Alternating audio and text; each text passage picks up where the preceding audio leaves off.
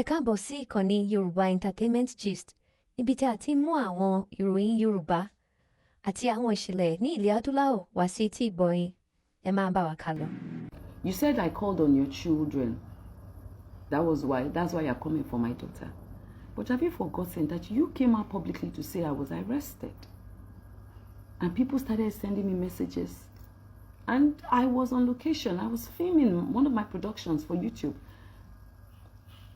And I did a letter for your children to take care of you, because that is what you need. You need care.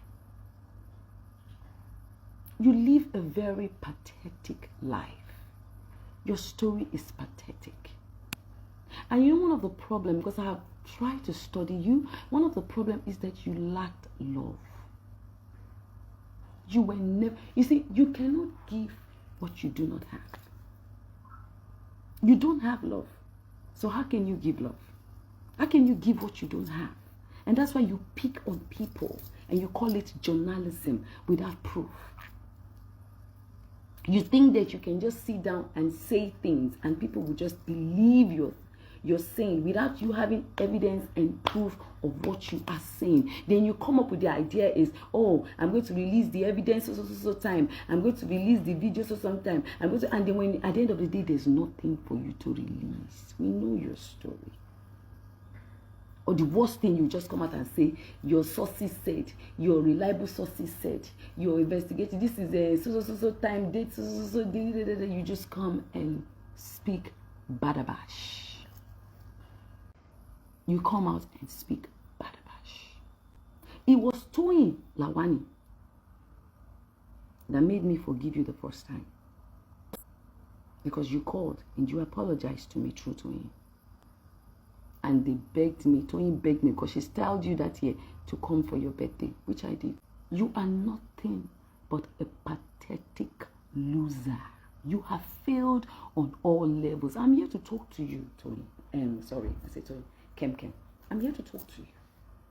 You are a failure. Eléyìí tún lágbára o. Iyabo Ojo ó jáde tán fún kemiolunloyo. Ẹ̀yin tèmi ẹ jọ̀ọ́ bẹ́ ṣe wo fọ́nrán yìí. Ẹ bá mi pín kó wọ̀ gbòòrò ayé lọ. What do you have nothing. And that is why you try to bring people down. That is why you target people to bring down. Let us put all the cards on the table and let us lay it out one by one. And let's see. The only thing that you have above me is age. And age is just a number. Because it is not how far, but how well. You are a very sorry case. And there's a saying that says it. That what you do unto your parents, your children will do same unto you. That is why you're not being cared for. You're not being cared for. Because check it out now. The only thing you've ever done to your parents is to destroy and tarnish and pull them down, even till after his death. And that's why they don't care for you. They can't, and you will continue to be in exile. You will continue to hide. You will continue to hide. Because you're a terrible person. You don't have a life. I don't care how worse you try to paint me. I don't care how worse you think my life is. My life is far better than yours. My story is far better than yours. You can tell. Because let's lay the cards on the table.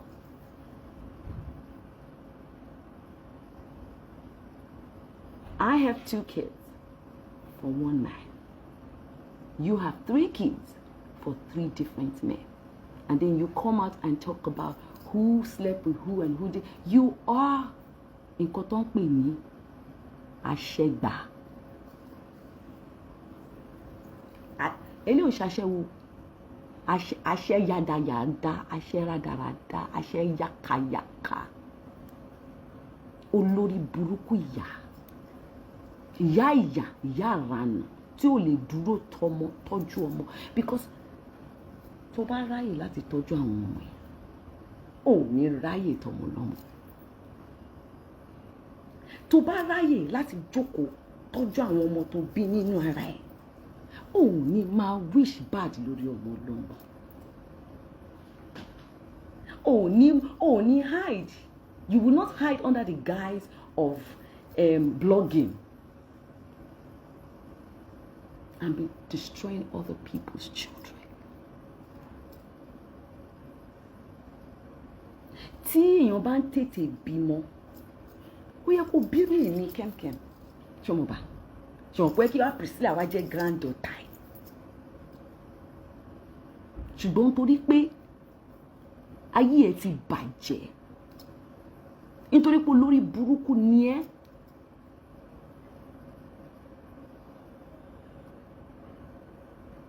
wàá jókòó ẹni tó kọ́ ẹ́ kó fi ṣe ọmọ wàá máa kọ̀ọ̀kan nípa ẹ̀ àná máa sá kiri ọjọ́ ayé ẹ̀ níṣẹ́ ó máa sá pamọ́ ni torí wọ́n bí kan nípọn èrè kò jáde síta bí mo ṣe jáde kó sọ pé yes mo ń gbé ní Lẹ́kì county wọ́n bí èrè torí pé o mọ̀ pé gbogbo nǹkan tó máa ń sọ nípa àwọn èèyàn o mọ̀ pé irọ́ nẹ̀ o mọ̀ pé abatara tí ẹ̀ jẹ́ àti ìrandíran ẹ̀ òun ni ẹ́ kò yẹ bẹ́ẹ̀ abatara ẹni jẹ́ ó máa tọrọ kú ni ó máa ṣẹ̀sín kú ni o ò lè rí ìtọ́jú torí ègún ni fún ẹ kò yẹ bẹ́ẹ̀ ohun tó fojú àwọn òbí ẹ rí in fact ojú tí ẹ sì máa rí tó máa worst jù yẹn lọ òun jókòó òun sọ̀rọ̀ ti tèmi ó mú kọ́ mo fi jù ẹ lọ journalism kìnnìkan journalism ìsọnù journalism irọ́ ó ní PTSD ìsọnù gbogbo wa la ní monopoly of madness a kàn ń tọ́jú ẹ̀ sára à ń wò pé àgbà tí ń dé àwọn kankan wà tí èèyàn gbọ́dọ̀ máa ṣe mọ́ kò yẹ bó ṣorí tó o bá sọ̀rọ̀ mi ò lè jẹun torí àtọ̀rọ̀ bára ni tó o bá sọ̀rọ̀ mi báwo ló ṣe fẹ́ ní traffic lórí page ẹ̀ fídíò tí mo rà ń ṣe yìí ó mọ iye owó tó máa fún ẹ ṣùgbọ́n ẹ owó pẹ̀lú ègún ni owó pẹ̀lú èpè ni gbogbo tó bá wá ń rò sí àwọn ọmọ tèmi èmi Iyabo Olúbùnmi Fẹ́túgà ni mo sọ ó máa padà jẹ́ sí tiẹ̀ táwọn ọmọ àti gbogbo ìwọ̀n dìrò ẹ̀ pátá gbogbo ibikíbi tó bá ń rò láti máa borúkọ èmi Iyabo jẹ́ dé àgàgàgàgà ayé ìrandíran ẹ̀ máa bàjẹ́ lọ sí i gbogbo ibikíbi Ọlọ́run pín kínní ó pín fólúkálùkù ni ṣùgbọ́n sórí làákàyè tiẹ̀ ó dorí kodò báyìí kíyàn wà ibà rò dáadáa like you should be almost 60 or even no more than 6 because I'm not really even following your story like that anymore. I don't know your age anymore but I know you're an elderly person ó yẹ kó jókòó kọ́mọ kínní máa gbé wá kíkejì gbé wá kíkẹta gbé wá. ó ṣe ní máa ro burúkú sí ọmọ làkejì nígbà tẹ́ pé rere ọkàn ẹ rí òòrẹ́ ní nífẹ̀ẹ́ òòrẹ́ ní òòrẹ́ because tó bá rẹ́ ní nífẹ̀ẹ́ yìí wàá ti yógun jà tó bá rẹ́ ní nífẹ̀ẹ́ yìí òun ní máa ṣe gbogbo bó ṣe ń ṣe tó ń ṣe bí òtẹ̀ ṣe kó ń ṣe bí àgbàyà tó ń wùwà àgbàyà torí àgbàyà yẹn àgbàyà òfò àgbàyà rádaràda wà tọ́dún ọdún yìí tó ti ń bà bọ̀ mo kọ́kọ́ yí orúkọ ẹ̀ láti àǹtí Kẹ́mi mo fi sí kẹ́mkẹ́m ó pé mo ti wá yọ àǹtí yẹn kúrò mo ti ń pè ní kẹ́mkẹ́m sórí pé ó ti ń tẹ́ tó bá yà wá máa jẹ́ kẹ́m ṣùgbọ́n pé mo ṣe ń pè ní kẹ́mkẹ́m mo ti yọ àǹtí yẹn kúrò tó bá yà máa yọ kẹ́m kan kúrò á wá di kẹ́m tó bá yà wá di torí olórí burúkú ni ẹ́ olórí burúkú ni ó fa àwọn ọmọ sórí àwọn ọmọ tiẹ̀ ó fi wọ́n lẹ̀ síbi tó wà ó dẹ̀ ń wá bó ṣe fẹ́ ba ayé àwọn ọmọ ọlọ́mọ jẹ́ ó wá rò pé ayé àwọn ọmọ tí àti ìwọ fúnra rẹ̀ máa dà kó lè dà sọ́tọ̀ kó lè dà bí wọn bá ti wá burúkú fún ọmọlàkejì burúkú yẹn á máa padà máa jẹ́ tiẹ̀. mo wá fẹ́ ṣépè kan tó bá jẹ́ pé ní ìtòótọ́ èmi Ìyábọ̀ Olúbùnmi Fẹ́túgà mo mọ̀ nípa bí ìwọ Kẹ́mi Olúnlọ́yọ̀ olórí burúkú yìí ṣe lọ sẹ́wọ̀n gbogbo èpè tó bá ṣẹ́ fún èmi àtàwọn ọmọ mi àti táwọn àwọn ẹlẹ́gbẹ́ bá ṣe àárọ̀ lé mi lórí tọmọtọmọ ṣùgbọ́n tí kò bá rí bẹ́ẹ̀ tó bá jẹ́ pé bó ṣe lọ sẹ́wọ̀n yẹn kò ń ṣọwọ́ mi sórí gbogbo èpè pátá tí ìwọ àtàwọn tiẹ̀ bá ń ṣe fáwọn ọmọ mi ó máa dà lé ẹ lórí mi kò yẹ bẹ́ẹ̀ yẹn ó máa dà lé ẹ lórí mi ó máa dà lé ẹ lórí mi tó bá jẹ́ pé èmi Ìyábọ̀ yìí èmi Ìyábọ̀ Olúbùnmi Fẹ́túgà tó bá jẹ́ pé èmi Ìyábọ̀ ni gistlover gbogbo èpè pátápátá tẹ bá ń ṣe lé mi àtàwọn ọmọ mi ó máa rọ̀ mọ́ mi lórí mọ́ ìrandíran mi mọ́ ọmọ mi ṣùgbọ́n tí kò bá rí bẹ́ẹ̀ gbogbo èpè tẹ bá ti ń ṣe báyìí ó máa jẹ́ tiyín ni ìdààmú ó máa jẹ́ tiyín ìbànújẹ́ ó máa jẹ́ tiyín ẹ̀sìn ayé ó máa jẹ́ tiyín àdàbí tó bá jẹ́ pé gbogbo nǹkan tẹ̀ ń sọ pátá nípa mi tó bá jẹ́ òótọ́ rẹ̀.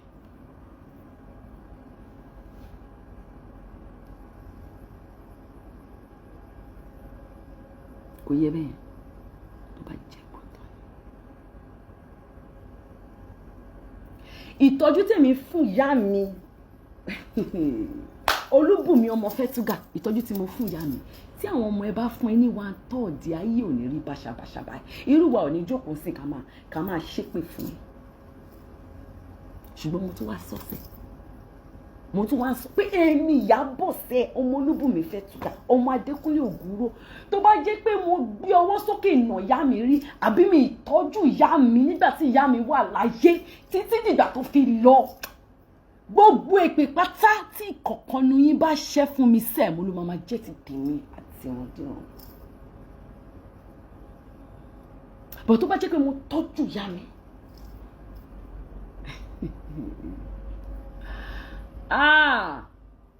ègún tó ń bọ̀ lórí yín lẹ́yìn tí ìrandíran mi bá lọ tán ìrandíran yín ò lè wẹ̀ mọ́ bẹ́ẹ̀ ni mo sọ àṣẹ́dẹ̀gùn lẹ́yìn tí bá lọ táwọn ìrandíran mi bá lọ ìrandíran ẹsẹ̀ Kẹ́mi àti gbogbo yín pátápátá kò lè wẹ̀ mọ́ gbogbo èpè pátápátá gbogbo nǹkan pátápátá tẹ́ bá ń ṣe ẹ máa fi orúkọ mi ẹ máa fi máa ní tráfíìkì. You're going to use my name and have traffic. You will pull that traffic. You will pull that crowd. But trust me, èpè, ẹ̀sìn, ègún, mama jẹ́ tí ní gbogbo ọ̀nà lọ́jọ́kọjọ́.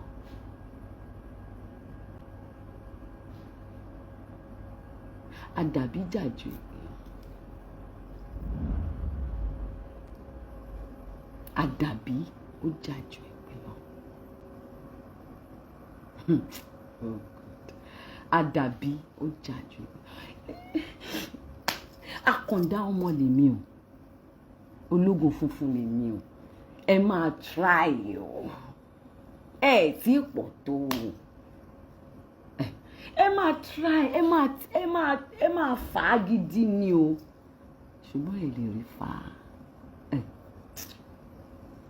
ẹ máa wò àwọn tẹ́lọ́ ṣe rí ó Ìyábọ̀ àwọn bí kò yé lẹ̀.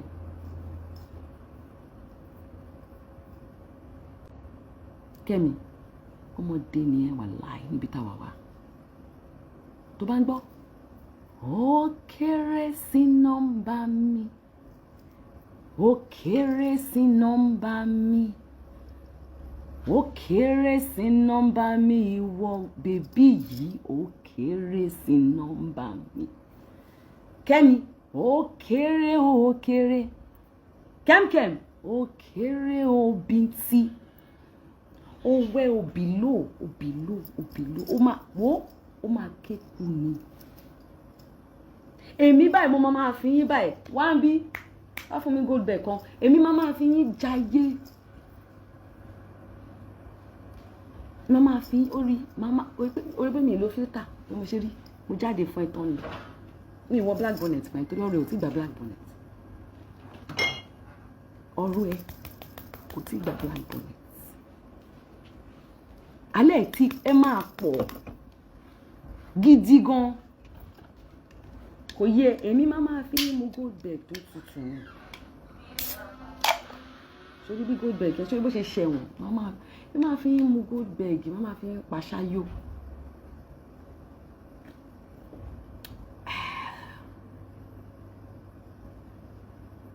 máa fi yín pàṣáyò ní tó fi kàn sí.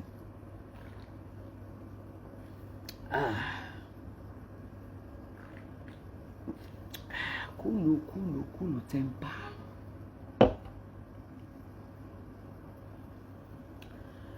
Sórí mo ṣe ra wà yìí Kẹ́mi ní ọjọ́ tí bá tún jáde fún ẹ máa yẹ yàkàyàkà máa ṣe ẹ ṣàbàṣàbà ọmọ pé òkè ń pẹ́ ké òun pẹ́ ké òdẹ̀ ń pẹ́ tọrọ owó nǹkan méjì yẹn òun pẹ́ ṣe lọ́jọ́ tèmi Ìyábọ̀ ọmọ kí n máa ń dárúkọ ìyá mi fún yín kí lè bá mọ̀ pé mi ràn ìyá yín iṣẹ́ kò yẹ yín ó tún máa mú gíláàsì wá wọ́gun sọmọ rẹ̀ ó ṣe tó ṣe rí wọ́n tún fún mi gíláàsì wọ́n ní ibi sínú gíláàsì kẹ́ lè bá rí lórí báyìí ọmọ àìlè lọ́mọ yìí ó ṣe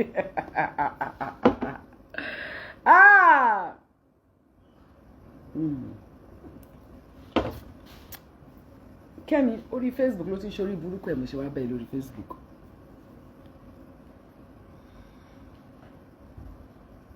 Ọjọ́ tí eléyìí mo kọ̀ wá já ẹ létí díẹ̀ ni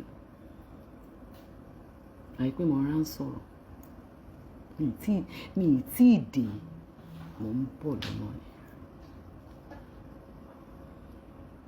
Sórí tọmọ mi tó fi sẹ́nu yẹn mi ò tí ì dé èmi mọ̀ pé o mọ̀ nǹkan tó ń ṣe o mọ̀ pé kọ́sẹ́ ẹ mọ̀ pé tẹ bá ń wá fún mi ẹ kéré kò yí ẹ sì tí ẹbí ń tí ẹbí ló tó ẹ lè ṣe máa ń fi tọmọ mi sí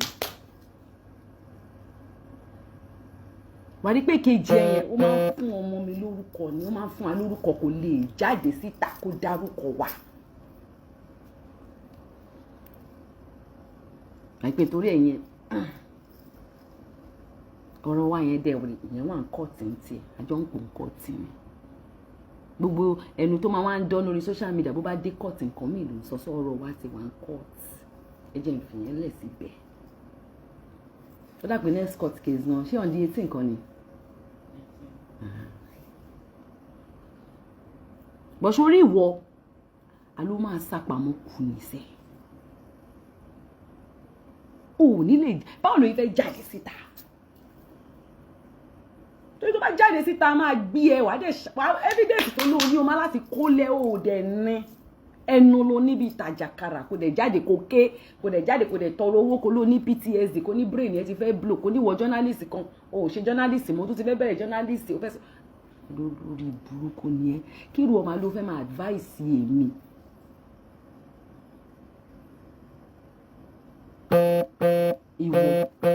ìwọ tó tọ́jú ọmọ, tó tọ́jú ara, tó tọ́jú ara, tó tọ́jú ẹbí, tó tọ́jú bàbá, tó tọ́jú ìyá. Ìwọ fẹ́ máa advice mi. Ṣé wọ́n gbá lórí ẹ̀ ni? Kẹ́mi ṣó lórí burúkú ni ẹ̀?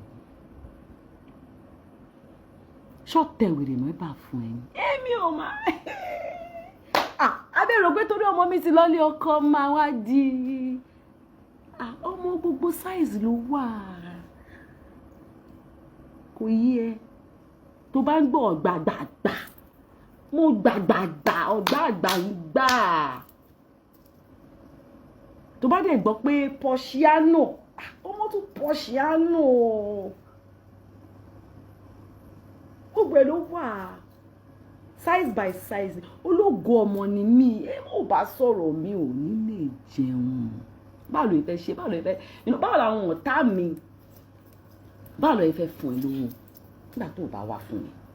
Ó láti wá fún mi káwọn ọ̀tá mi lè bá máa kọ́ máa fún ẹ ní kọ́bọ̀kọ́bọ̀.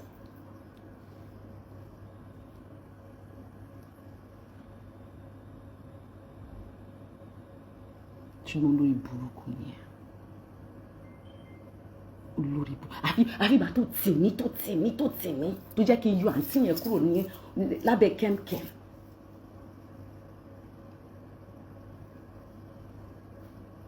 Ó tì mí. Sórí nurse bá máa wá fún Kẹ́mi máa wọ black bonnet fún mi. Ayé ẹ̀ dẹ̀ máa bàjẹ́. Kò yẹ, mò ń bọ̀ mi ti dì. Next tèmi bá máa wá fún ẹ. Gbé jáde wá fún ẹ lódìdí ni ìwọ ó máa sápamọ́ kún ni, ó máa ṣẹ̀sìn kún ni sẹ́ bí ẹrẹ̀ ò ní sápamọ́ kẹ. Ta ló gúnyán fún ẹ tó nítọ̀bí oṣù? Ta ló kì ẹ láyà tó lóhun ìwìn òkè? Ìwà baláàrú ẹ wá sákàbàkàbà torí ò lè evidence ọ̀rọ̀ lásán ló ní.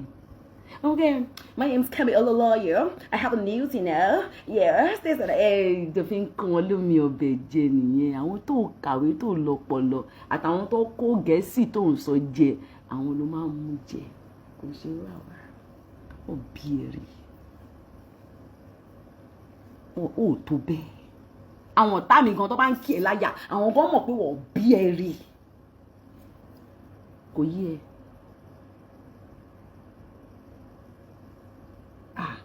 Ó wọ́n lẹ́sà kan tí mo sọ. Àwọn ọ̀tá mi tó yẹ pé wọ́n ń fún ẹ lówó lẹ́yìn mi mọ́, tó yẹ pé wọ́n ń kí ẹ láyà, àwọn gan mọ̀ pé wọ́n bí ẹ̀rí. Ó lè jáde tán. Ó ní lè dúró tán. Fíìmù tó máa lọ́ǹgì ni.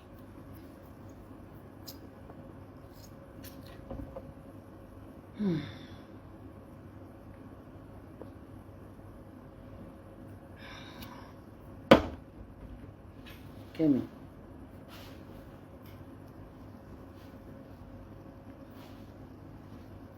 Ó máa tọrọ owó kù ni.